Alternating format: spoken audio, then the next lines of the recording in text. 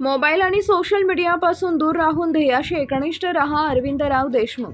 जालना येथे सर्वपक्षीय छत्रपती संभाजी महाराज जयंती उत्सव समितीच्या वतीनं स्पर्धा परीक्षा व पोलीस भरतीची तयारी करणाऱ्या विद्यार्थी-विद्यार्थिनींसाठी मार्गदर्शन कार्यक्रमाचं आयोजन करण्यात आले होते।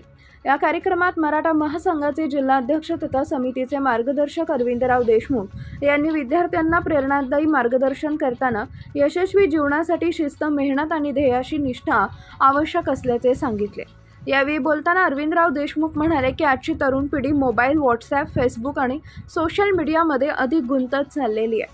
त्यामुळे विद्यार्थ्यांनी काही काळ सोशल मीडियापासून दूर राहून आपल्या ध्येयावर लक्ष केंद्रित करणं आवश्यक आहे। आपली खरी मैत्री पुस्तकांशी आणि मैदानाशी असली पाहिजे। अभ्यास आणि मेहनत यांच्याशी नातं जोडल्याशिवाय यश मिळत नाही, असं त्यांनी स्पष्ट केले।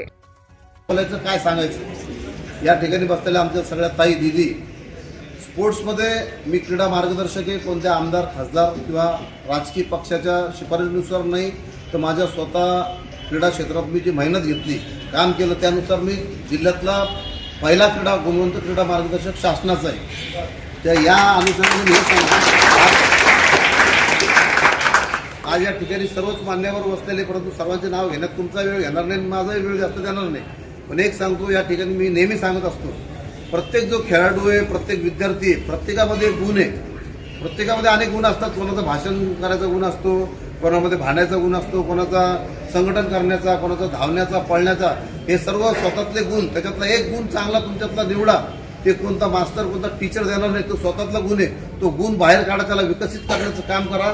येणाऱ्या काळात ज्या तुमच्या पोलीस भरती असेल, ऊन असो, पाऊस असो, तुम्ही घाम घालून उन्हात प्रॅक्टिस करता, ऊन पाऊस कोणती पर्वा न करता प्रॅक्टिस करा। जर तब्येत खराब असेल तर वाचनावर लक्ष द्या आणि मित्र मैत्रिणी अजिबात सोडून द्या आणि स्वार्थी बना।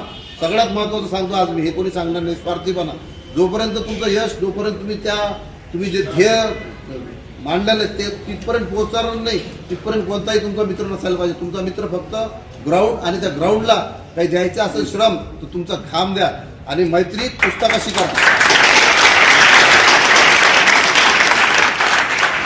मैत्री करायची तुम्हाला पुस्तकाशी मैत्री करा। आणि कृपया करून हे जे मोबाईल तुम्ही वापरता, सोशल मीडियाच्या जास्त नादी लागू नका। फेसबुक, व्हॉट्सअप अजिबात वापरू नका। नंतर आयुष्यभर फेसबुक, व्हॉट्सअप काय वापरायचं वापरा। विशेषतः माझ्या सगळ्या ताईंना सांगतो, फेसबुक, व्हॉट्सअपच्या नादी लागू नका, मोबाईलशी मैत्री करू नका, याच्यामध्ये वेळ घालू नका। छोटा मोबाईल वापरा, जेव्हा तुम्हाला काही गरज वाटेल तेव्हाच मोठा मोबाईल वापरा। या सगळ्या गोष्टी आहे। आणि ग्राउंडवर वेळ द्या, इथंही वेळ द्या, आणि सगळं आईवडिलांचं ऐकून, आईवडिलांना विचारून, कोणालाही त्रास न करता तुमचं जे ठरलेलं गणित आहे त्याला आणखीन कसं बळकट करता येईल, त्या दृष्टिकोनातून तुम्ही पुढचं पाऊल टाकाल अशी अपेक्षा करतो। बोलायला खूप काही बोलू शकतो या विषयावर, परंतु वेळेचा अभाव, तुम्ही सकाळपासून थांबलेले, लाईट गेलेली, गरमी होत आहे आणि गरमीची बी सवय लागली पाहिजे तुम्हाला, कारण की उन्हात सुद्धा तुम्हाला रनिंग करावं लागणार तिथं। पोलीस भरतीसाठी स्पर्धा परीक्षा असेल, अनेक जण, मेरी कोमचं माहिती आहे तुम्हाला उदाहरण, बॉक्सिंग, असे अनेक उदाहरण, वेगवेगळे मिल्खा सिंग, असे वेगवेगळे उदाहरण, यांचा आदर्श डोळ्यासमोर ठेवा। एखादा राजकीय नेत्याचा राग नका येतो, इथं राजकीय मंडळी, परंतु यांना सामाजिक अंग आहे, त्याच्यामुळे काही राग येण्यासारखं नाही आहे। जे क्रीडा क्षेत्रात, जे स्पर्धा परीक्षा, ज्यांनी शून्यातून जग निर्माण केलं, त्यांचा आदर्श डोळ्यासमोर ठेवा। कोणत्याही पिक्चरचा, कोणता हिरो, हिरोईन, हे सगळं सोडून द्या। पिक्चर पाहणं, उद्या छत्रपती शिवाजी महाराजांचा जो पिक्चर दाखवणार आहे, मला तरी वाटतं खऱ्या अर्थानं तुम्ही सक्षम आहात, तुम्ही पिक्चर पाहणारच नाही।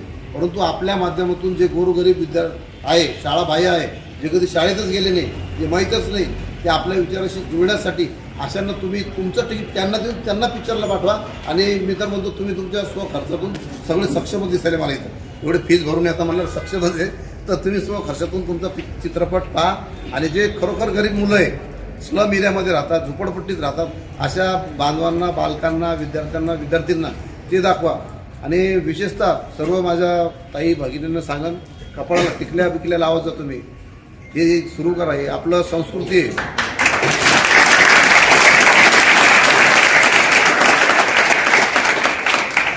आपला राष्ट्र, धर्म, देव आणि संस्कृती, स्वाभिमान टिकवण्यासाठी तुमच्यासारखेच युवक उद्या घडणारे, आणि तुमच्या माध्यमातून अनेक लाखो विद्यार्थी घडणारे, हे ध्येय लक्षात ठेवा। पुन्हा एकदा सांगतो, तुमची कोणाशी मैत्री ठेवू नका, काहीच मैत्री नाही। तुमची मैत्री फक्त ग्राउंड आणि पुस्तक। स्वार्थी बना तोपर्यंत, मला जोपर्यंत तुम्ही तुमच्या ध्येयापर्यंत जाणार नाही, तोपर्यंत स्वार्थ तुमच्यामध्ये ठेवा। जय शिवराय।